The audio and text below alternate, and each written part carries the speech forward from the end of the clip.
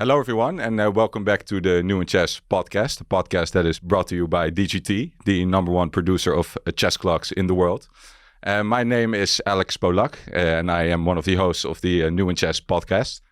My guest today is grandmaster Robby Kevlishvili. Robby is a student at St. Louis University, where he also represents them on the Collegiate chess circuit. He's done so for many years, and him and his teammates have been quite successful, to say the least. And he's here joining us all the way from St. Louis, where it's 7 hours earlier than here. Good morning, Robby. How are you? It's good to have you. Good afternoon, Alex. I'm good. How are you? I'm very good. So before we dive deeper into your personal experience in the city as a strong player, I'm just for the people that are not familiar with let's say collegiate athletics in the United States. Can you explain what exactly does it mean to play chess for a university in the US? Yeah, so in the US, it's actually quite common that international students come to the US to play a sport. Usually it's like basketball or soccer or something like that. But I think starting like 2014, they started doing the same thing for chess. And St. Louis University started in 2016. I didn't really know about it until 2018. And then in 2019, I decided that I wanted to be a part of it because I also finished high school at that time. And I just got a scholarship to play chess, a couple tournaments in a year. There are some other details in the deal as well. But yeah, I'm mainly a student and also a chess player still. Okay, right. So that perfectly leads me into my next question. So how does that happen for you? You were a young talent. You were a strong international master when you finished high school. You were well on your way to becoming a grandmaster. Everybody knew that. But you were living in the Netherlands. There are good universities in Europe. There are strong tournaments in Europe. Why St. Louis? Is it just because of the scholarship, or was there another reason that you wanted to go there? Over the years, I think in the chess world, everybody kind of knows that St. Louis is the place to be for chess. Yeah. And I finished high school in 2018, and I wasn't completely sure what I wanted to do. So I wanted to take a gap year to become a GM. That didn't happen in that year. But okay. I also talked to Benjamin Bach, a fellow Dutch grandmaster who joined here in 2018. And he told me about the opportunity, and I thought, for me, that would be kind of perfect because I don't know what I want to do with school. But I still want to play chess, especially because I, at the time, was not a grandmaster yet. I thought it would be a good way to combine everything, which I think went well. Okay, so it was Benjamin who sort of vouched for you, or did you just apply to St. Louis and they said, come on, we'll take you? He was definitely a big part of my process of coming there. Yeah, for sure. Okay, that's great. Okay, well, so you've been there for many years now. You're in your fourth season, if I'm correct. That's at SLU's fifth. Okay, wow. Yeah. Okay, so you've been there for a few years. You've been winning prizes, tournaments, but you've also been studying. How do you combine your obligations as a chess player with your studies? I have to say it will be more difficult depending on what kind of bachelor's you choose. I did finance and mathematics, but I know people that do computer science or people that are med students. For them, it's definitely a lot more rigorous. But for me, I also am quite. I think school is something I'm pretty good at, and professors are also pretty lenient. If you do well in their classes, they will allow you to, take time off classes as long as you do the work in your own time. Right, because obviously there must if you're representing the university in one of their varsity sports, let alone chess in St. Louis, surely there are some professors who are willing to make an exception or two when it comes to your academics. That makes sense. But I mean, still a finance degree. It's no walk in the park. Was it easily feasible for you to do? Yeah, there were definitely moments where it's more difficult, where I have to work a little bit harder. But overall, I think it was quite easily feasible. Also, I Right. should probably point out in the US, the bachelor's is 4 years instead of, for example, in the Netherlands, 3 years. Right. Yeah. And here, there are a lot. You start specializing in your major much later. So the first 2 years, for example, I did classes that are not really related to finance at all. Yeah. Yeah. Yeah. So that It's a makes liberal arts and science program. Yeah, you have to take some. I took like philosophy classes, psychology Yeah. classes. Yeah. Okay, but ultimately you did land on finance, and now you're doing an MBA. So I mean, I'm a law student. I don't know that much about it, but those two do seem related. How do you envision, sort of the continuation of your chess in combination with your whatever business career you might want to have one day? Yeah, I think the unfortunate thing about chess is that you can never really quit. So I think I'll always be in some way playing chess or busy with chess. But I also think that at my level, I'm not at the level where I can live off of just playing chess. So and especially because I have this opportunity to, get an education, higher education as well, that I should, I should use it in some capacity. Okay. And have you thought about, obviously, right, I checked your rating because they just came out today. You're at 2530. Obviously, that doesn't make you like a super, super duper GM, but it is strong enough to at least, become a coach, become a trainer, become maybe a content creator. Is that something that you might want to build off of based on your career at SLU? Yeah. I am a coaching actually at this moment. So if anybody wants to take lessons from me, go ahead. Like you're doing private coaching? Yes. But okay. I'm mainly currently I'm still playing a lot of tournaments. I play like one tournament every month pretty much. Yeah. So it's kind of difficult to do anything on the side. I don't really want to be a content creator because I feel like the grinding you have to do for that is completely different than the grinding you have to be a chess player, which is not something I want to sacrifice.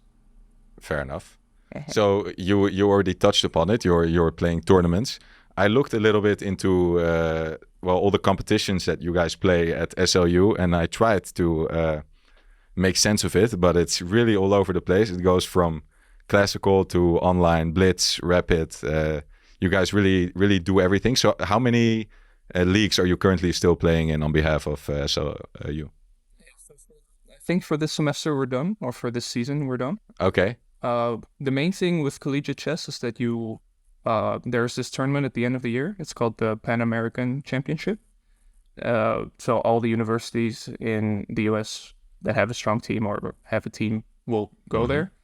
And then the goal is to reach the top 4, because the top 4 will qualify to the final 4 is what it's called, which is the national championship. And the winner of that is the national champion, which is kind of the goal for all these collegiate programs. Yeah. Yeah. And you and your teammates have achieved this how many times? Well, we have qualified to the final 4 a couple times, but we've won it once. It was in 2022. I was part of the team. 22, right. Okay. Yeah. That was but there are several more competitions, right? There are... there are definitely faster paced tempos and things, or do you just do those on your own behalf? Yeah, so we also play it's called the Collegiate Chess League, which is on chess.com. It's once a week. Right. That's the one that you guys win every year, right? Yeah, our team is pretty good at online Blitz. I think we've won that 4 times now, the last 3 times in a row. Yeah.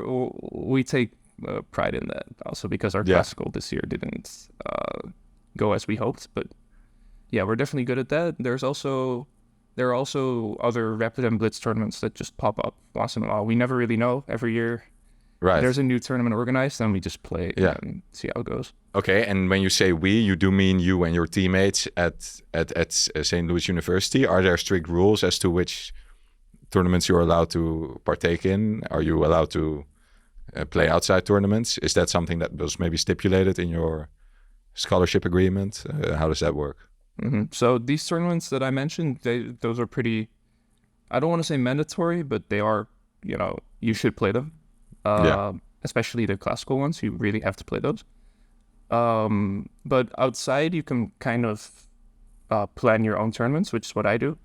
So at the beginning of every semester, we tell our coach, hey, I want to play this tournament, I want to play this tournament. And then usually it gets approved. And then SLU will organize travel, logistics, all things like that. And then we go play the tournaments on our own. Right. Yeah. So you mentioned your coach. You guys have some pretty strong coaches. Yeah. What exactly is their role in preparing you guys? Is it just basically the role of a second? Do you look at openings? Do you prepare for specific opponents? How active or how big a part of your preparation do they facilitate? Yeah, so we have two coaches actually. We have our head coach, Collegiate, and then we have our assistant coach, Darius Svirch. And Darius is more the person who we talk about with about chess, openings. If we are at a tournament, he does most of like assistance with preparation. And Var is, he used to be our assistant coach, but now he's more he's kind of the manager. He talks to the university if there's something we need. But he still comes around to play Blitz sometimes or have some training. Okay. But the focus of chess is more on the assistant coach. It's more, okay, right. He's more of the in-depth chess, Exactly. like the technicals. Right. So I want to go back because I skipped a question about sort of the collegiate campus life. You already mentioned St. Louis. It's arguably the chess capital of the world. It's a legendary chess city. Even before Rex Singfield came around, it was already a big a chess city. How is chess viewed on your campus or even in the city as a whole? Is it do you get recognized on the street? Is it something? Are people playing in every park? How is it something that is really followed closely by the community? I am always a bit surprised when I'm walking on campus and I, tell people that I play chess, and then they know that our chess team is good. I feel like we go under the radar, which is understandable, because sports in general is not really the biggest focus of this university, let's say. Right. But in the city, people know that chess is like big here. They don't really understand why or how that pans out. But if you go to like the center where the big chess club is, everybody knows about chess. I mean, there's the biggest chess piece in the world is there, so it's like hard to miss. But yeah, also now we have so many strong players that live in St. Louis. So if you walk on the street around that area, you'll probably see some strong chess players. Yeah. So you already touched upon it, the St. Louis Chess Club, also legendary. What are there close ties between the university and the club? Do you often organize things in tandem or? Mm-hmm. Yeah, so it's like it's very close to where I live. It's a 25-minute walk or like a 8-minute Uber, for example.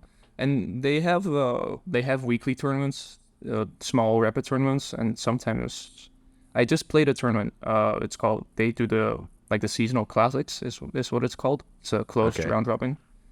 So yeah, as students of universities, for example, SLU, we get like, if we wanted to play a tournament like that, we have some sort of deal that we can kind of cut the line if we really wanted to play the tournament. It's kind of the, because our university and the chess club are kind of connected in a way, because they're both, my scholarship and the chess club are funded by Rex Singfield. Mm-hmm. So there's this tie together. But yeah, there are a lot of tournaments, rapid tournaments, Blitz tournaments, very chill tournaments that are not rated, that you can always play. Okay. I think this is probably the moment to mention that you and we've known each other longer than today, and you have a reputation as a deadly player, especially in faster tempos. These online Blitz tournaments, is that really when you shine the most when it comes to your performances at LSU? Yeah, so I think it's also clear from our results that in classical, if we play a classical tournament, everything's kind of close. But if we're playing online, especially online Blitz, it's kind of clear that we are kind of dominating, if I may say so. But yeah, I definitely think that my Blitz is the strongest. Also online, I think there's less pressure if you play online when you're Yeah. playing a strong opponent because you don't get intimidated by, for example, Yeah. Aronian sitting opposite of you. Right. Yeah, so Is that a factor for you, the intimidation thing? I don't, Because this is something that I was going to say for later, but you have played against some really, really strong players. Do you feel that pressure ever? Like, is it more easy for you to play online, and is that maybe one of the reasons that you're so strong at Blitz? maybe I've played. I think the strongest players I've played here were like Caruana. I've played Aronian. I've played Dominguez. I don't necessarily feel much intimidation, but I definitely feel more of the urge to, try to do well, not embarrass myself, maybe stuff like that. Yeah. Yeah. So that maybe that's a factor, but I don't actively try to think about it. Yeah. I'm surprised that you didn't mention Gukesh just now. Didn't you play him last year as well? Yeah, I played him. I played him, and he played Nakamura as well in Qatar. Okay. But right. You were talking about your games in the US. Right. Yeah. Of course. Okay. Yeah, I meant Blitz games that I played here. Yeah. No, but when I played Hikaru and I played Gukesh, I was more excited to play them. I wasn't feeling any nerves, I think, which was maybe a bit strange, maybe not a good thing, but I was excited to play them. Of course, I mean, I would be too. I don't think I'll ever get the chance, but is that, you said you didn't really feel the nerves. Do you feel like maybe that's something that you should have more of that you're lacking, that you're not putting enough pressure on yourself to perform and reach higher in chess? Maybe. The thing is, against both of them, I had black. There was not really much pressure on me to really show anything. Right. But maybe I against Hikaru, I definitely felt like I would have a chance for something. Maybe against Gukesh, I didn't feel it as much. Maybe that played into it. Yeah. Yeah. Okay. Right. And we already talked about Rex Sinkfield. Obviously, he's a major part of the chess boom. In the US, but also in St. Louis, and even just the state of Missouri as a whole. I'm not sure which competition it was, but there was one where literally the top 3 was all Missouri universities, right? It was you guys first, then University of Missouri, and then Webster or something. Yes. Yeah, in that order, right? Mm-hmm. I think so. Or it was something along those lines. So is that all? Do you ascribe all of that to the influence of Rex, or is that also just a sort of a chain reaction where at some point a city just becomes a hub and all the strong players just go there? Right. No, so actually, this Webster is its completely separate program. I think it's been going on for a lot longer. I don't even know how long. Okay. But SLU and the University of Missouri, or Mizzou, they are both funded by the St. Louis Chess Club. So those, those scholarships and those deals are pretty similar. And then you have other programs as well in Texas. I don't know how connected they are, but in Missouri at least, Mizzou and SLU are similar or have the same foundation, let's say, and Webster is its own thing. Okay, Mizzou and SLU, nice. Yeah. Okay, and outside of the state of Missouri, what are some of the other really strong unis for chess? Yeah, so you have University of Dallas, University of Texas at Dallas, and then you have University of Texas, the Rio Grande Valley is a strong one. I feel like I'm missing a very obvious one. You have the University of Chicago. It's pretty strong as well. Okay.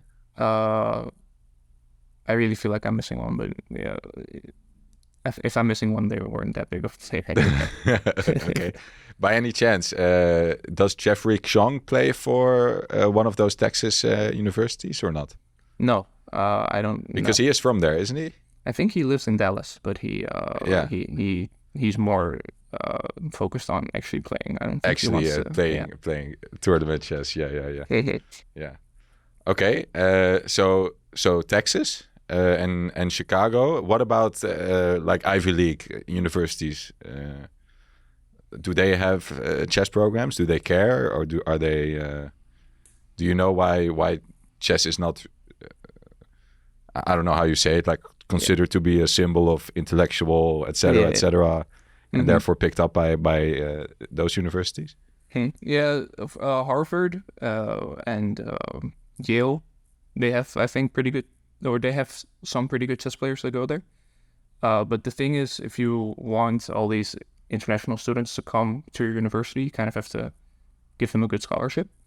And for an Ivy League, that's just not something they really do. I think Harvard has no scholarships at all, and it's also quite expensive. So for, if you're a chess player at my level, it really wouldn't make sense to drop that kind of money to join the chess team. It would make sense if you just joined the university and then get a good education out of it, but it's not to join the chess team. Let's say. Right, because obviously, I mean, American universities are known for being crazy expensive. Basically, if you need a full scholarship to make it, basically, right? In American university chess, they don't do. It's not like they're going to say we'll give you 20,000 and you have to pay the other 60,000 yourself or whatever. It's right. I think it's pretty safe to say if I didn't get a full scholarship, I would not be coming to the US for school. Yeah. Especially coming from the Netherlands, where education is quite affordable. Exactly. Yeah. So I mean, that was one of my first questions, right? Well, what made you decide to go there? But obviously, I'm sure the scholarship helped a great deal. You also mentioned something about details or stipulations. I'm not sure if you were being intentionally vague about that, but I am curious. Are there any, I don't know, do you get bonuses if you win? Do you, are there, like your academics, for example, let's say you are miserably failing one of your courses. Is there a clause that they can just kick you out and take the scholarship money back? Like how does it, how does stuff like that work? Yeah, so I think we have to maintain a certain level of grades, which I think everybody's doing quite easily. Right. Yeah. I don't think we've had an instance where somebody has failed so miserably that they really have to sit down with them. But for example, I don't think we don't get bonuses, but we can play tournaments on our own, and if we make money, then we can keep it. Of course. And let's see, where we get a monthly stipend just for for covering random expenses. Okay. Besides that, nothing really. Maybe that's why I just mentioned it like that, because there's not too much to it. Yeah, fair enough. Fair enough. I was wondering, maybe there's some I can do some prodding and divulge some crazy details. But okay, so there was one guy that you already mentioned. I did too, Benjamin Bok. If I read the reports correctly, he is he will soon leave SLU, I should say.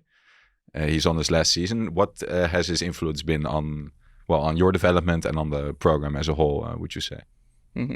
Yeah, so one of the reasons I wanted to come to SLU is because I wanted to surround myself with people my level and higher, because I think when I came, I was the lowest rated. So, just being able to hang out with them, play chess with them, it's just very accessible, very easy to progress. And, he was also an important part of the team in every competition that we won. Also a good friend. He used to be my neighbor, for example. I used to see him like every single day. Your neighbor on campus, you mean, or in the Netherlands? So I have here I have my own. I have my own apartment, and I could, if I walk out of the door and I look to the right, I'd see like his apartment.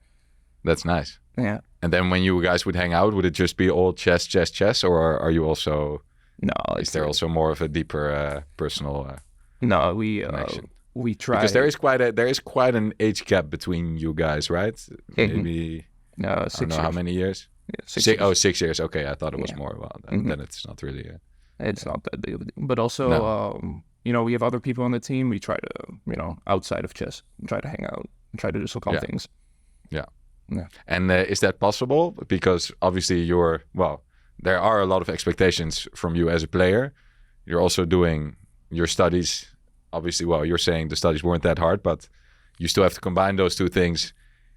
But you're also at an American university where you want to enjoy yourself. Is that something that you managed to make time for, or still manage to make time for? Yeah, definitely. I think if you're a bit smart about your time, you can definitely do fun things, focus on school, and for me also focus on chess. I think. Yeah. I think So there are your enough- focus. Yeah. So going back, I know we're going all over the place, but I am curious. Like, you're focusing on chess. Like your well, you have your assistant coach who is doing more of the in-depth analysis for you. What does your training regimen look like concretely? Do you have to be somewhere at 9 every morning? Do you?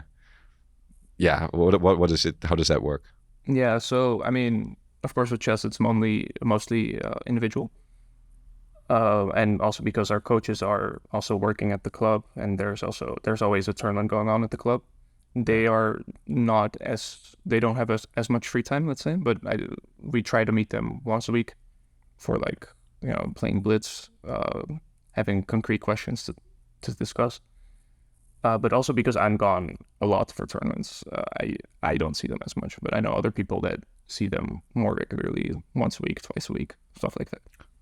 Okay, so it doesn't seem as stringent as, for example, I mean, there's pro football or soccer, I should say, because you're in the US. Yeah. Teams where if you miss a practice, you're on the bench that Saturday, but that's not something that they're not that strict at SLU. Yeah, we used to have group trainings, but they just became too difficult to maintain. Okay. But those were mandatory.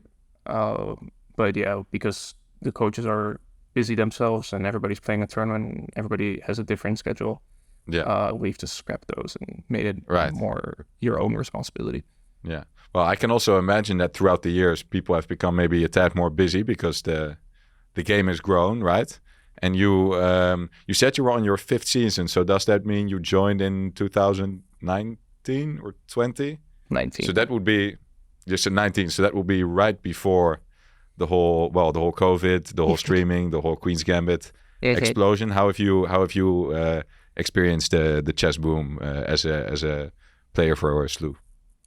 Yeah, actually, for me, the only thing that changed is that I couldn't stay in the US. I decided to go back. So I think March of 2020, I went back to the Netherlands. And then in January of 2021, I came back. But yeah, in the meantime, I was just home like everybody else. And luckily, I was able to play some tournaments in Europe. Okay. But yeah, I just stayed. I'm pretty much doing what I'm doing now. I'm just playing some tournaments, doing some classes, and right. Yeah. Okay, but that is a very long period that you were not in the US, but you were enrolled, right? Mm-hmm. Yeah, I took online classes. Yeah, you took online classes and you played, and you still played were all the tournaments, were they suspended at the time, or I don't remember. I think we had a couple online tournaments. Right. But yeah, this how I experienced the chess boom was more afterwards, because now you see all these tournaments. First of all, chess.com. You can pretty much play a tournament every single day if you wanted to, and they're all good prize money, strong players. Yeah. Yeah. So you're always you can always be busy as much as you want to be. Random question: how many times have you beaten Magnus? I don't know if it's a good look if I know the exact number. Oh wow! Okay, no, I think that's crazy. I saw one YouTube video where you beat him. It was I think a rook and bishop endgame or something where you. Yeah. No, I think I've beaten him on chess.com 3 times. Okay, that's nice. But nice. I think I'm not completely sure, of course. And how many times have you breached the 3,000 barrier or higher? A couple times. Or is that just sort of your standard? I would like to think it is my standard. I think now I dropped a bit lower. Okay. But I think on a good day, if I'm playing consistently, 3,000 should not be too difficult. Nice. What's your favorite tempo? I mean, on chess.com, 3+0 for sure. But if you mean in person, I don't know what you meant exactly. Yeah, I guess online. Yeah, I mean, in person, I don't think you would ever reach a FIDE Blitz rating of 3,000. That doesn't seem. No, that would be That nice. doesn't seem. Would be nice. It doesn't seem feasible. No. Now that we are on the topic of ratings, though, there is a separate American rating, right? The USCF rating. I assume, or I'm basically sure, all of your games are both USCF and FIDE rated, right? But is there, are there special? Because, for example, I know in the US there are all these different titles. Like you can become a national master, you can become all of that stuff. Are there extra distinctions that you can achieve if you reach a certain playing strength in USCF numbers? I think national master is the only thing that is different in the US. Really? I'm not completely sure, to be honest. Okay. But yeah, we do have USCF ratings, but nobody really. I don't know what my USCF rating is. Really, you have no idea. Okay, that was going to be my next question. Like it might be 2,800 for you. Who knows, right? I mean, no, I think it's usually like around 100 points higher than what you actually 100 are. points. Okay, maybe 50 to 100 points, something like that. Right. Okay. Yeah. Great. Well, Robby, thank you very much for these 30 minutes. This was very enjoyable. I hope we enriched our listeners and our watchers with some insight into what it's like to play collegiate chess, especially in the city of St. Louis. Cheers. Thank you very much, Robby. I hope we can talk again soon. I hope I can maybe talk to one of your teammates or friends soon, and see you next time. All right, no problem. Take care. See you. Bye, Robby. Bye.